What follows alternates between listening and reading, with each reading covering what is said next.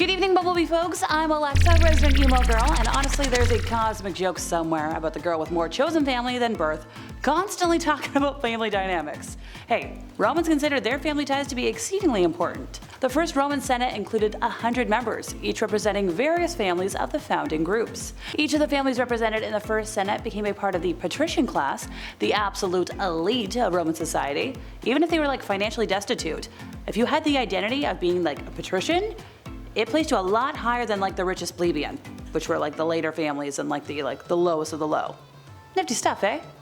Well, it only gets darker from here, folks. Welcome to the top 10 scariest families from the Roman Empire. Number 10, the Claudian Dynasty. This was the first imperial dynasty of Rome, consisting of the first 5 emperors: Augustus, Tiberius, Caligula, Claudius, and Nero.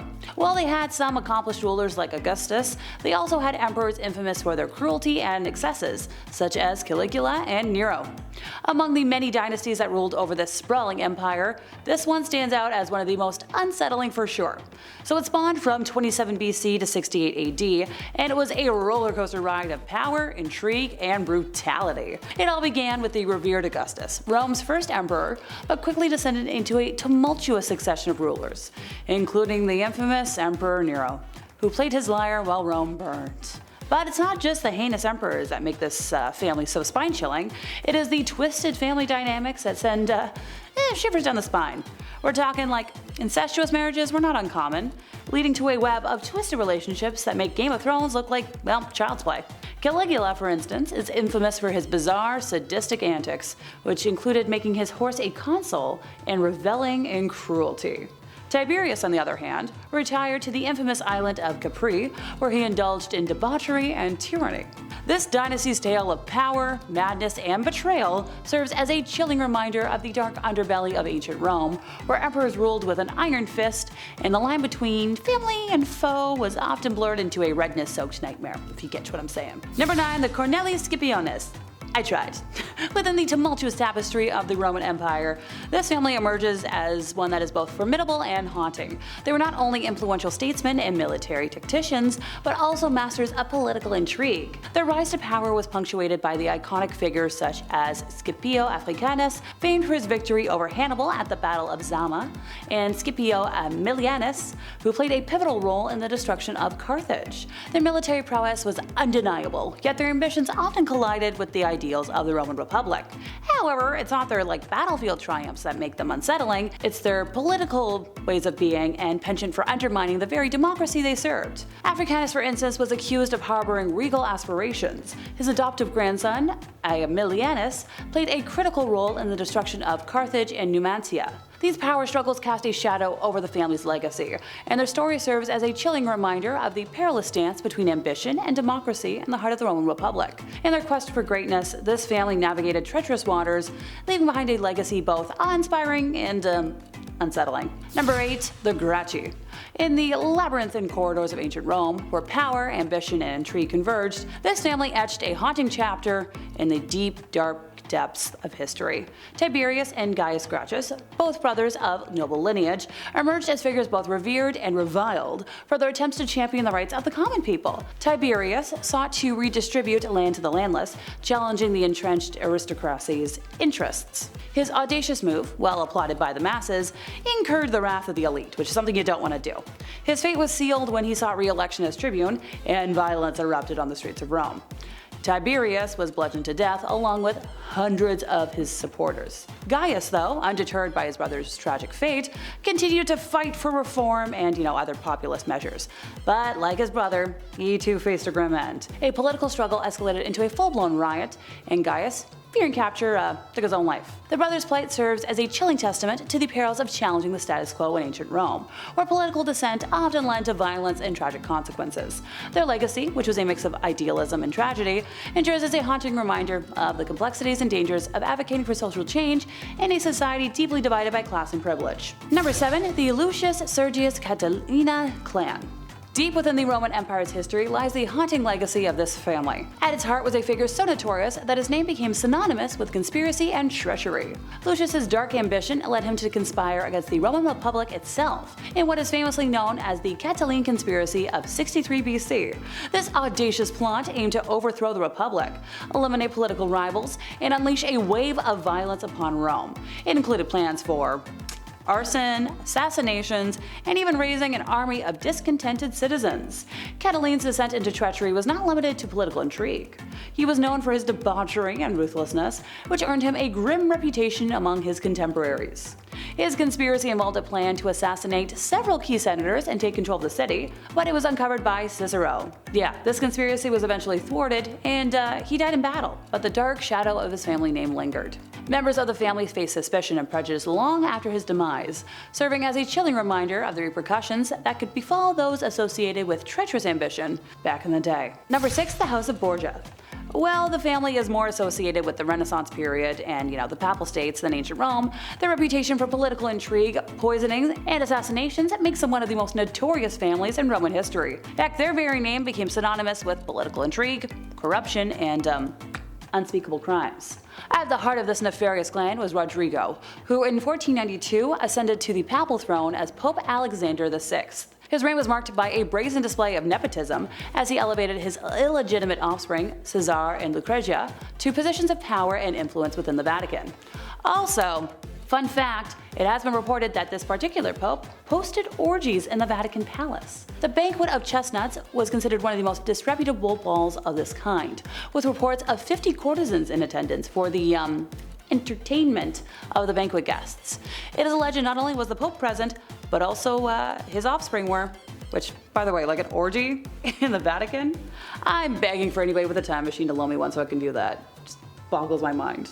Caesar Borgia, by the way, was a figure of chilling ambition. He ruthlessly expanded the family's dominion through killings, deceit, and strategic marriages. The sheer audacity of his schemes and the ruthless efficiency with which he executed them make him one of history's most sinister figures.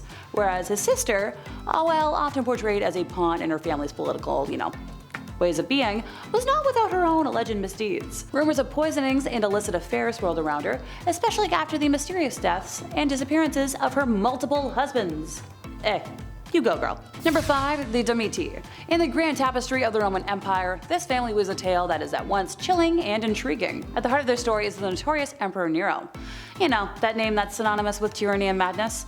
Born Lucius Domitius, I cannot pronounce his last name, he ascended to the throne in 54 AD at the tender age of 16. What followed was a reign marked by a grotesque appetite for excess, sadism, and power. His descent into madness is well documented. He's said to have fiddled while Rome burned, I mentioned that a moment ago, but let's mention it again. Oh, and he blamed the Christians for the catastrophe, leading to their brutal persecution. But it doesn't end with him. That's why he's mentioned again. His mother, Agrippina the Younger, is equally infamous for her manipulation and ambition. She even poisoned her second husband to secure the throne for her son. Hey, some moms will do anything for their offspring. Number 4. The Aemilii. This ancient patrician family produced a series of notable generals and politicians. One of the most famous members was Aemilius Paulus, who triumphed over the Macedonians. At its heart stood a man whose name would become synonymous with power and treachery, Sulla. Lucius Cornelius Sulla Felix to be exact, was a general, dictator, and master of political maneuvering. His rise to power was marked by an unquenchable thirst for supremacy. Sulla's infamous proscriptions saw countless Romans declared enemies of the state, leading to their deaths and confiscation of their wealth. But the unsettling legacy of this family doesn't really end with him. His niece Julia married none other than the future dictator of Rome, Julius Caesar, binding their fates inextricably. Number 3. The Claudii. Apart from, the crazy Julio Claudian dynasty mentioned earlier, the Claudii were a powerful patrician family in their own right. They had quite the reputation for arrogance and pride. Appius Claudius, I cannot pronounce that last name once again, for instance, was known for his ambitious projects and disregard for traditional norms. Deep within the sprawling narrative of the Roman Empire, this family emerges as a haunting and influential dynasty. Their story is one of political cunning, power struggles, and unnerving ambition. At its helm stands the Emperor Tiberius Claudius Nero, known to history simply as Tiberius, since we don't need multiple other names getting confusing. His rule was marked by a dark undercurrent of intrigue and cruelty. He withdrew from public life to the island of Capri, where disturbing rumors of debauchery and sadism swirled around him. But the family's legacy didn't end with Tiberius. His great-nephew, you know where this is going, Emperor Nero, would go on to commit unspeakable acts of tyranny, including, yep, you guessed it, the persecution of Christians and execution of his own mother. The Claudi's dark chapters in Roman history remain a haunting testament to the lengths to which individuals and families could go to grasp and maintain power, even at the expense of morality and human decency. Number 2, the Licinii. This plebeian family rose to prominence and produced several individuals who clashed with the establishment. One of the most famous was Lucius Licinius Lucullus. We love alliteration.